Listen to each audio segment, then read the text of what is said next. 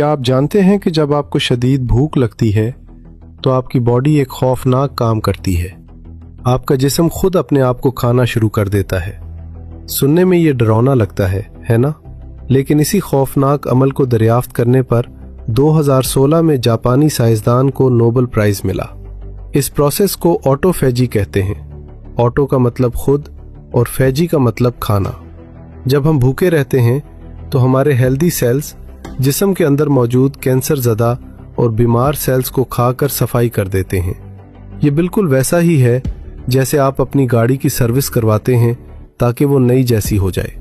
सोचिए, जापान ने ये बात 2016 में बताई, मगर 1400 साल पहले इस्लाम ने भूख को इबादत बना दिया था।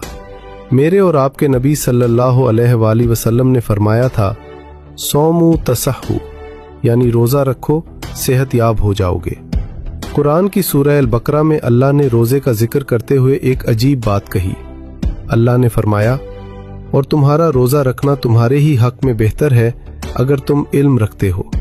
गौर करें, अल्लाह ने यह नहीं कहा कि मैं खुश हूँगा, फरमाया तुम्हारे लिए बेहतर है, यानी फ़ायदा तुम्हारा ही है। आज मेडिकल साइंस कहती है कि ऑटोफेजी का प्रोसेस तभी स्टार्ट होता है जब इंसान 12 से 16 घंटे भूखा रहे, और ये टाइमिंग बिल्कुल इस्लामी रोज़े के दौरानिए के बराबर है। क्या ये महज इत्तफाक है?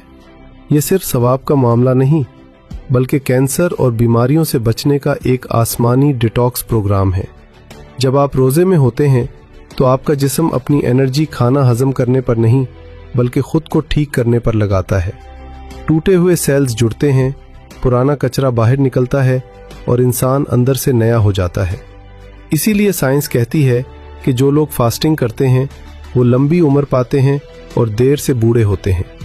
जिस हुक्म को हम बोझ समझते थे वो दरअसल अल्लाह की रहमत थी हमारी हेल्थ के लिए। दुनिया दवाइयों में सेहत ढूंढ रही है, जबकि अल्लाह ने सेहत परहेज और फाके में है, बल्कि जिस्म की हिफाजत का भी मुकम्मल निज़ाम है। रोज़ा हमें सिर्फ सेहत नहीं देता, बल्कि हमें गरीब की भूख का एहसास भी दिलाता है। साइंस ये भी कहती है कि रोज़े से आपका दिमाग ज़्यादा तेज़ काम करता है और फोकस बढ़ता है। शायद यही वजह थी कि मुसलमानों ने अपनी सबसे बड़ी जंगें जैसे ग़ज़वा बदर रमज़ान के महीने में जीतें। ये अल्लाह का नुस्खा है जिसमें कोई साइड इफ़ेक्ट नहीं। आज से अपनी भूख को दुश्मन न समझे, बल्कि उसे अपना डॉक्टर समझे। मगरिब आज इंटरमिटेंट फास्टिंग के नाम पर उसे अपना रहा है, और हम मुसलमान 1400 साल से इस नेमत से माला माल हैं। इस बेहतरीन निज़ाम पर अपने रब का शुक्र अदा करें और कहें सुभान अल्लाह।